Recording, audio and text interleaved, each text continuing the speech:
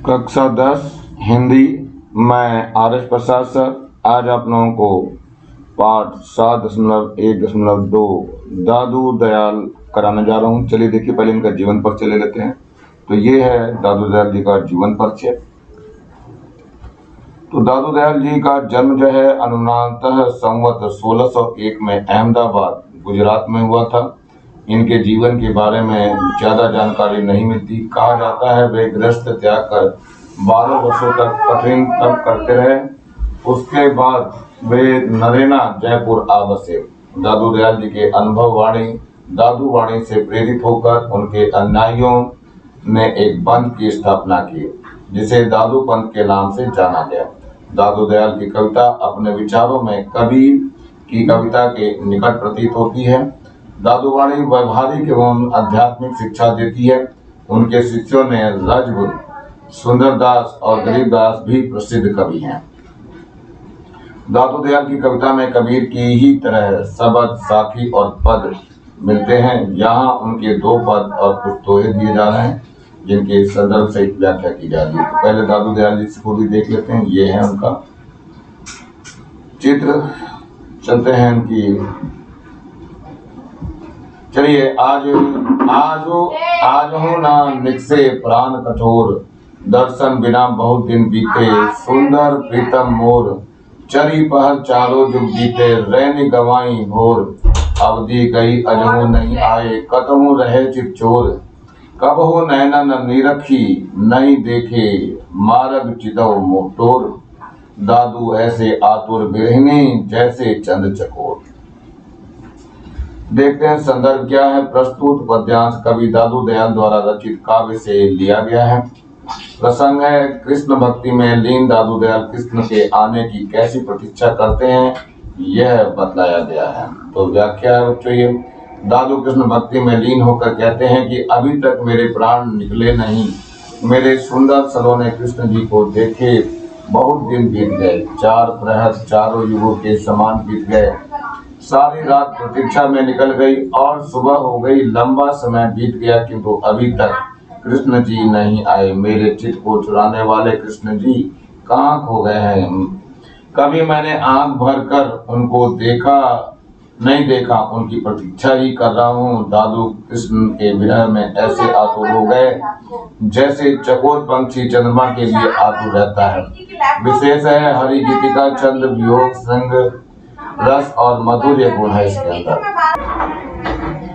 भाई रे ऐसा पंथ हमारा, द्वय पंख हरित पंथ, गह पूरा अरबन एक अधारा, वाद विवाद काश हूँ सौ नाही, मैं हूँ जग में न्यारा, सम दृष्टि सु भाई सहज में, आप ही आप विचारा, मैं तेई में ही यह गति नहीं, निर्वैरी निर्विकारा, काम कल्पना करे न की जो पूरन ब्रह्म पियारा, एही पंथी पहुंची पार कही, दादू सो व्रत सहज संभारा।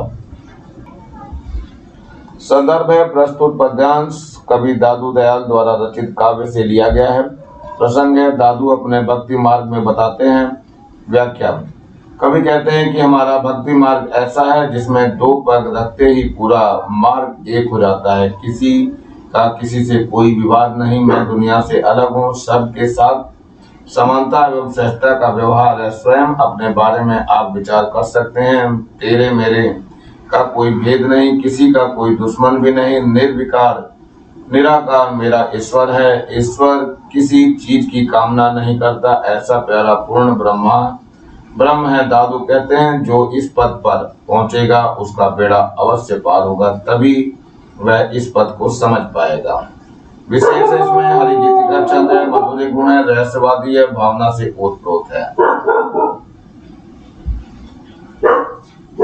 हिंदू तुरक न जानो दोही, साईं सबका सोई है रे, और न दूजा देखो कोई। तो संदर्भ है प्रस्तुत पद्यांश कवि दादू दयाल द्वारा रचित काव्य से लिया गया है।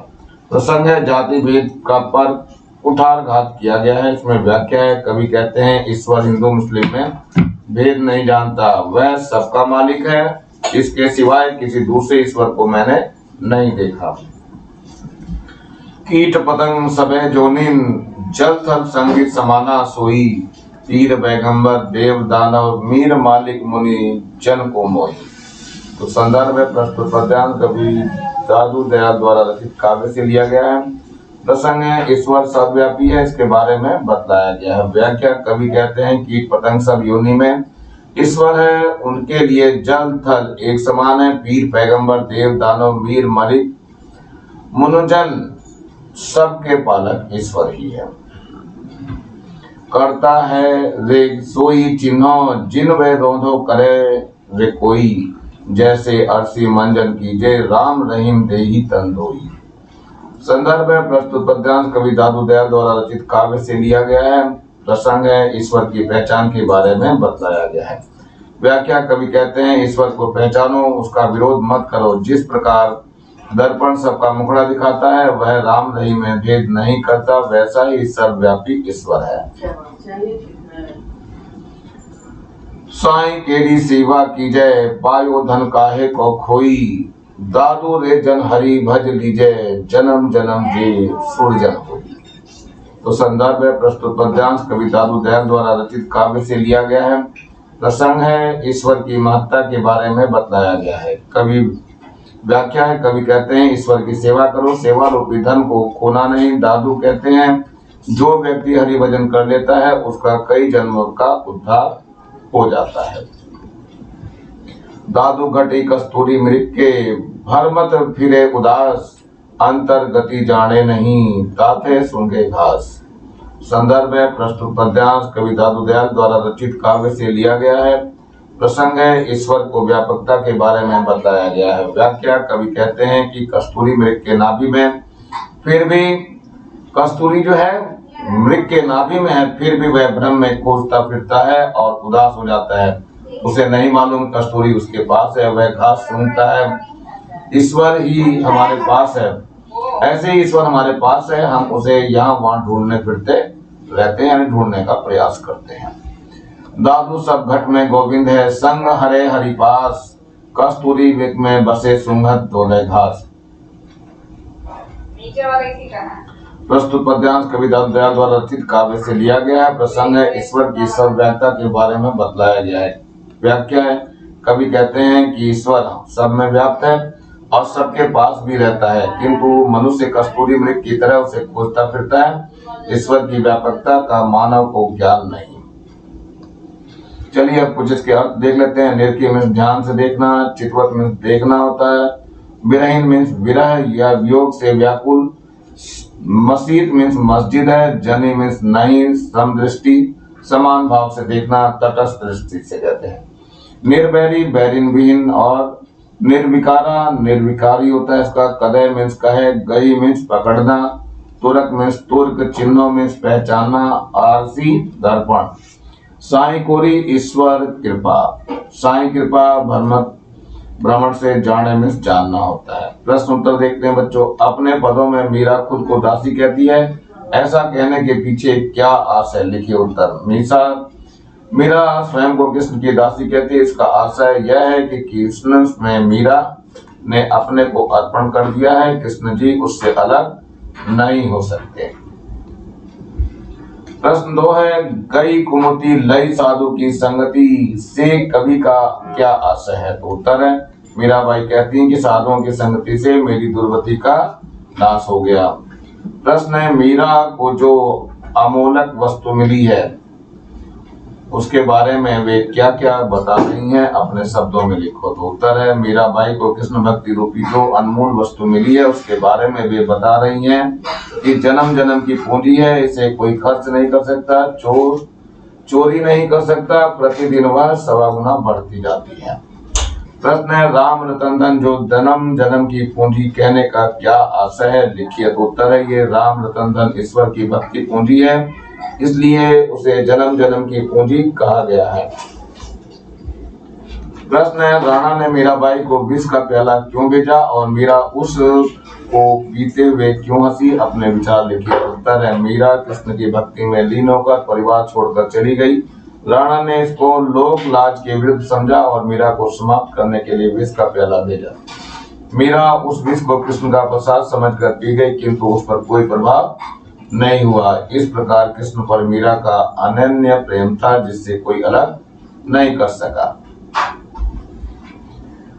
प्रश्न है, भाई रे ऐसा पंथ हमारा, कवि में दादू के पंथ के बारे में पद में क्या क्या बतलाया गया है? तो उत्तर है, इसमें कवि ने बतलाया है कि 2 पग रखते ही मार्ग पूरा तय हो जाता है। इसमें ईश्वर भक्ति के बारे में कोई मतभेद नहीं, दुनिया से यह बिल्कुल अलग है। सभी भाई बहन आपस में समान है, सब ईश्वर के बारे में विचार करते हैं। तेरा मेरा ऐसी कोई बात नहीं है, ईश्वर से कोई बैर नहीं, वह निर्विकार है, इसके बारे में कोई काल्पनिक भावना नहीं है। यह प्यारा पूर्ण ब्रह्म है। दादू कहते हैं, जो इस पद पर पहुंचेगा उसका अपार यानी पार अवश्य लगा होगा या लग जाएगा। उपासना के सगुण और निर्गुण दोनों पक्षों को अपने कविताओं में पढ़ा है। आपके अनुसार दोनों में से कौन सा पक्ष अधिक सरल है? अपनी बातें तर्क से लिखिए। तो उत्तर है, उपासना के दोनों पक्ष में सगुण पक्ष अधिक सरल है। इसमें सगुण साकार ईश्वर की मूर्ति से उपासना को बल मिलता है। प्रश्न है, क्या आपको कोई ऐसी वस्तु मिली है जिससे आपको बेहद खुशी महसूस हुई हो? इसके बारे में बताइए। उत्तर, हाँ, ईश्वर शक्ति की कुछ रचनाएं पढ़ने को मिली जिससे प्राचीन कवियों की ईश्वर भक्ति संबंधी बातों का अत्यंत साधारण रूप से ज्ञान हुआ। निम्नलिखित पंक्तियों का भाव सौंदर्य स्पष्ट कीजिए। करता है रे सोई चिन्नो जिन वे रौन कर रे कोई, जैसे आरसी मंजन कीजिए राम रहीम देही तंदुरुस्त। उत्तर है, कवि कहते हैं कि उस ईश्वर को पहचानो जिसका उसका विरोध मत करो। जिस प्रकार दर्पण सबको अपना मुखड़ा दिखलाता है, उसी प्रकार ईश्वर की सभी मतलब लंबियों का मन साफ करता है। कभी कभी कोई अपने जीवन मूल्यों, आदर्शों और त्याग के कारण ज्यादा अमूल्य वस्तुओं को छोड़कर साधारण वस्तुओं का चयन करते हैं। आपके अनुभव में भी ऐसी घटनाएं होंगी जब आपने ऐसा कुछ होते देखा, पढ़ा अथवा सुना हो। 1-2 उदाहरण दीजिए। उत्तर है, कभी कभी लोग साधारण वस्तुओं का चयन करते हैं अपने आदर्श और जीवन मूल्यों को बनाए रखने के लिए। इसमें एक हमारे पूर्व राष्ट्रपति स्वर्गीय डॉक्टर APJ कलाम, जिन्होंने जागते हुए स्वप्न देखने और उसे पूर्ण करने की प्रेरणा दी है। प्रश्न है, क्या आज भी हमारे समाज में महिलाओं के साथ भेदभाव होता है? तर्क देकर अपनी बात को पुष्ट कीजिए। उत्तर है, हमारे समाज में आज भी महिलाओं के साथ भेदभाव होता है। अनेक स्थानों पर महिलाएं अधिकारियों को अधीनस्थ कर्मचारी सहन नहीं कर पाते। परिवार में तो थोड़ी बहुत असमानता आज भी है ही, और कन्या भ्रूण हत्या में तो सर्वाधिक प्रतिशत उच्च धनाढ्य वर्ग का है। फिर भेदभाव समाप्त तो हो रहा है, कैसे कहा जा सकता है? आज भी हमारे देश में जाति और समुदाय के नाम पर झगड़े होते हैं। आपके अनुसार इसके क्या कारण हैं? इन कारणों का समाधान किस तरह से किया जा सकता है? विचार कर लिखिए। उत्तर, जाति और संप्रदाय के नाम पर होने वाले झगड़ों का कारण राजनीतिक प्रश्रय है। आरक्षण को यदि समाप्त कर दिया जाए तो सर्वांगीण विकास से मतभेद खत्म हो जाएंगे। मध्यकाल के कवियों के बारे में कहा जाता है, वे अशिक्षित या अल्पशिक्षित थे, फिर भी उन्होंने अच्छे ग्रंथों और काव्यों की रचना की। वे ऐसा कैसे कर पाए होंगे? अपने साथियों और शिक्षक से चर्चा करके लिखिए। उत्तर है, मध्यकाल के कवियों ने जो भी रचना की वह सब उनकी स्वतः की अनुभूति थी। स्वानुभव से लिखी गई रचनाएं समय, समाज, स्थान सबके लिए सभी समय पर उपयुक्त होती हैं। इसकी मान्यता कभी समाप्त नहीं होती। ये विचारधाराएं पुरानी भी नहीं पड़ती। वर्तमान समय में समाज का झुकाव भौतिक सौंदर्य के प्रति बढ़ता जा रहा है। इन परिस्थितियों में अध्यात्म के जरिए आंतरिक सौंदर्य की ओर उन्मुख होना यानी लौटना आपकी समझ में कितना महत्व रखता है? शिक्षक से चर्चा कीजिए और लिखिए। उत्तर, वर्तमान परिस्थिति में अध्यात्म के माध्यम से समाज में व्याप्त विषमता को समाप्त किया जा सकता है। भौमिकता की दौड़ में अध्यात्म का सहारा लेकर समाज का विकास भी किया जा सकता है। प्रश्न है, आजकल जो शब्द प्रचलन में नहीं उन्हें पहचान कर लिखिए। तो उत्तर है ये अप्रचलित शब्द साज सिंगार, काल बाल्य, बचल, बसैयन, छैयन, कतहू, पख, निर्भैरी, पति, आरसी। तो पाठ में प्रयोग हुई भाषा आपके घर की भाषा से किस प्रकार भिन्न है? इससे मिलते जुलते शब्द आपकी भाषा में भी होंगे, उन्हें छांट कर लिखिए। उत्तर है पाठ की भाषा में अनेक स्थानों की भाषा का प्रभाव है। हमारी भाषा छत्तीसगढ़ी स्थानीय है, लगभग ऊपर लिखे शब्द ही हमारी भाषा में भी कहीं कहीं है। उत्तर है पाठ की भाषा में अनेक भाषा का प्रभाव है। हमारी छत्तीसगढ़ी